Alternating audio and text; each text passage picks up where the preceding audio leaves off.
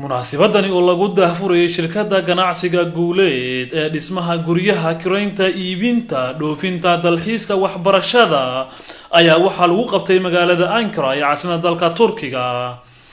munaasabadaasi oo xariga loogu jaray shirkadda ganacsiga Guuleed ayaa waxa ka soo qayb galay jaaliyada ku dhaqan magaalada Ankara iyo shirkadaha dhismaha dalka Turkiga.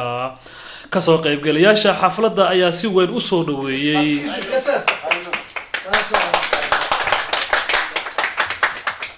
maamulayaasha shirkadda oo kale ah Farxaan Maxamed Doore iyo Abdulfataax Sheekh Xuseen ayaa faahfaahinaya shirkadda waxyaabaha ay qabato. runtii baahida xafiisku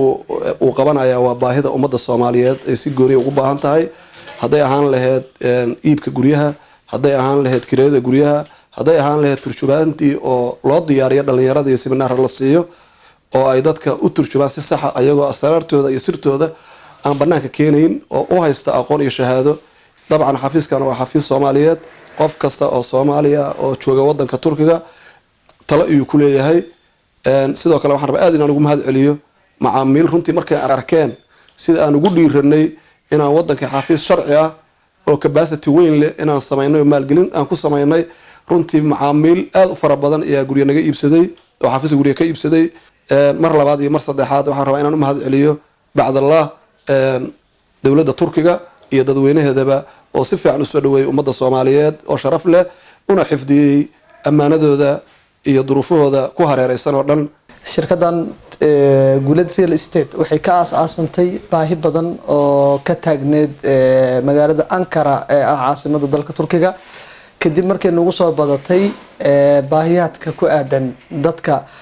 maanaya dalkan oo ka gadanaya guryaha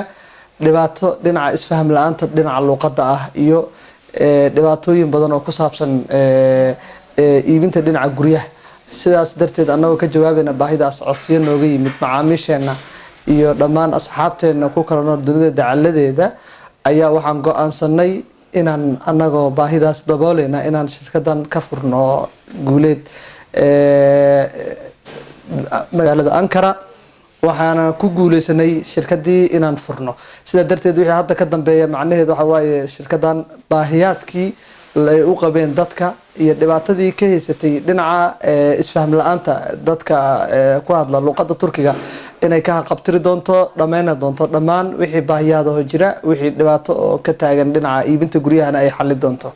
sanadihii ugu dambeeyay ayaa Soomaalida si xoog leh u soo galaysay dalkani Turkiga gaar ahaan magaalada Ankara ayaa waxa ay kaliftay in la furo xafiisyo noocan oo kale ah.